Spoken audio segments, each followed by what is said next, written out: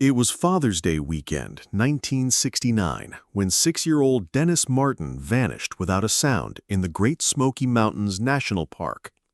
What began as a playful family tradition turned into one of the most baffling disappearances in U.S. history. The Martin family had hiked deep into the Spence Field area, a high-elevation meadow nestled near the Tennessee-North Carolina border. Dennis, wearing a bright red shirt, had been playing a harmless game of hide-and-seek with his brother and 2 other children. In the span of just a few minutes, he stepped behind a bush and was never seen again. What followed was one of the largest search operations the National Park Service had ever launched. Over 1,400 people scoured the mountainous terrain. Green Berets were even deployed, though no official explanation was ever given for their involvement. Not a shred of clothing, no footprints, nothing. One family, hiking miles away, reported hearing a sickening scream and later saw what they described as a rough-looking man darting through the woods, carrying something over his shoulder. The lead was never confirmed. Today, Dennis Martin's case remains open, unsolved, and deeply unsettling. The forest has long reclaimed the trail, but the silence still lingers, like the echo of a question that refuses to be answered. And in the dense fog-draped woods of the Smokies, that question still waits. On a warm September afternoon in 1981, 58-year-old Thelma Pauline Melton vanished while hiking a familiar trail in the Great Smoky Mountains National Park. It was a trail she had walked many times before, one she knew as well as the patterns in her own garden. She was with her husband and 2 friends on the Deep Creek Trail near the North Carolina side of the park. The hike was gentle, the weather clear. At some point, Thelma walked slightly ahead of the group, just out of view. Moments later, she was gone. Park rangers launched a full-scale search. Dogs, helicopters, and volunteers combed the area, but not a single clue was ever found. No footprints, no clothing, no sound. What makes the case particularly eerie is how implausible a silent disappearance seemed. Thelma had health issues. She was on medication, had high blood pressure, and wasn't considered physically capable of navigating rugged terrain or disappearing quickly. And yet, she seemed to vanish in an instant, in broad daylight on a well-traveled path. Some speculated she wandered off intentionally, seeking solitude. Others feared she was abducted. But no evidence ever supported either theory. Today, nearly half a century later, hikers still walk the same trail, unaware they're retracing the last known steps of a woman who seemed to dissolve into the wilderness. And just beyond the tree line, where sunlight fades into shadow, the mystery of Thelma Melton endures. In July 1991, 12-year-old Jared Negrete set off on his first overnight hiking trip with a group of Boy Scouts in the San Bernardino National Forest, California. It was meant to be a rite of passage, a scenic climb to the summit of Mount San Gorgonio. But somewhere along that steep trail, Jared disappeared. He was last seen by fellow scouts as they ascended the trail. Jared, not far behind, simply didn't show up at camp. When leaders realized he was missing, the search began immediately. Over the following days, helicopters scanned the landscape, teams searched on foot, and trained dogs followed what little scent they could find. 12 days into the search, rescuers found a single boot, Jared's. Not far away, they found his backpack, candy wrappers, and a partially eaten snack. Most chilling of all was a disposable camera. When the film was developed, the last photo was a close-up shot of Jared's face, taken in the dark, possibly with the camera set down on a rock. But despite the evidence, Jared himself was never found. No body, no further clues, just that haunting final image. The mountains keep their secrets well, and somewhere in the shadowed peaks of San Gorgonio, the story of Jared Negrete remains unfinished, frozen in a photograph, surrounded by silence. In October 2006, 8-year-old Samuel Boehlke vanished while hiking with his father near Crater Lake National Park in Oregon. It was a clear autumn day, and the pair had stopped at Cleetwood Cove, a popular lookout point above the lake's steep caldera rim.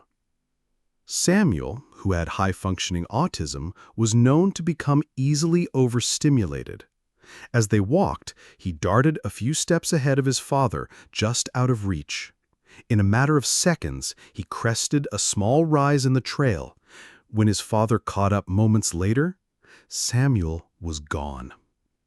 Search efforts began immediately. Over the following days, helicopters, search dogs, and ground teams swept the rocky terrain. The area was wide open, with sparse tree cover, yet no sign of the boy ever surfaced. Not a shoe, not a scrap of clothing. Given the openness of the landscape, rescuers were stunned. Experts said that even a child trying to hide should have been found quickly. But Samuel seemed to vanish into nothing. To this day, there are no confirmed sightings, no answers. Only the stillness of Crater Lake's rim and the unshakable feeling that something about this disappearance defies logic. Somewhere near the edge of that ancient volcanic lake, Samuel's story lingers, waiting in the silence between the pines. In 2014, experienced solo hiker and adventurer Kenny Veach set out into the Nevada desert in search of something he claimed to have found once before, a mysterious cave shaped like a perfect M. On a previous hike near Nellis Air Force Base, Kenny said he had discovered the cave and felt intense vibrations in his body as he approached it. The sensation unnerved him so much that he turned back. But after sharing his story online, comments urged him to return, and this time he did. Armed with a camera and a handgun, Kenny ventured alone into the Sheep Mountains. He was never seen again. Days later, his cell phone was found near an abandoned mineshaft, but there was no sign of Kenny, no gear, no body. Search teams scoured the desert. The area is known for its rugged terrain, hidden caves, and intense isolation. Some believe Kenny fell into a mine. Others suspect something far stranger. Theories range from government cover-ups to interdimensional anomalies. Despite the speculation, one fact remains. Kenny Veach, a man who sought answers in the desert, walked into the Nevada wilderness chasing a mystery and became one himself. And somewhere in the vast, sun-scorched silence of the Mojave, the M Cave may still be waiting. In July 2015, 19-year-old Joe Keller vanished while on a jog near a secluded dude ranch in Conejos County, Colorado. He and a friend had set off for a short afternoon run, but Joe never returned. The ranch, nestled in the rugged San Juan Mountains, was surrounded by thick forest and steep canyons. Joe's disappearance triggered an extensive search involving helicopters, scent-tracking dogs, and over 100 volunteers.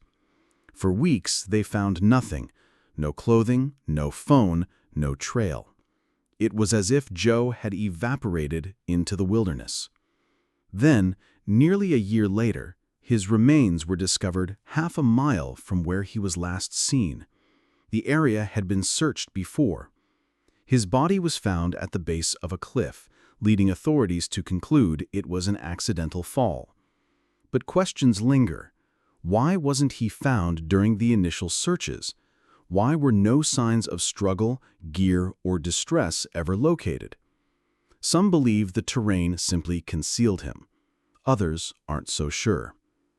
Joe Keller was a seasoned athlete, cautious and prepared, and yet in a familiar setting, broad daylight, and surrounded by people, he disappeared without a trace, until the mountains chose to give something back.